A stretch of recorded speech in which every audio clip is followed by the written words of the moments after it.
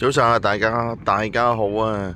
今日2026年8月18號，咁啊喺柏斯附近嗰啲鎮仔嗰度啦。咁啊陣間準備睇個粉紅湖啊，我都唔知叫咩地方。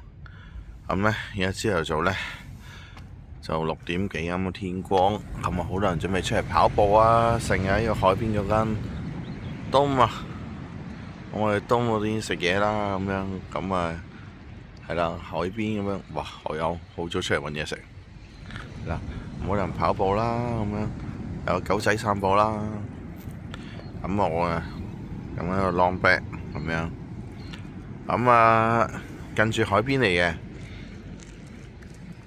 咁朝頭早應該好多 local 喺度跑下步啊，行下步，哇！一朝早就跑步，好勤力。以前都會，而家唔會。以前就會跑步，而家就唔跑啦，都係夜晚黑自己跑，慢跑一陣啦，唔會好似而家佢哋咁衝勁啊。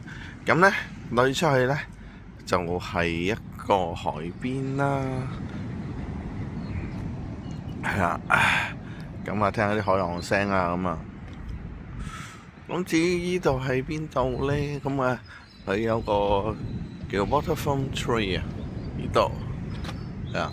就講翻，我諗講翻呢條海岸點樣走出嚟，哇，係好多，係啦。咁啊，繼續跑步啦，咁啊欣賞下啲天色啦。咁啊，帶住 Mark 20，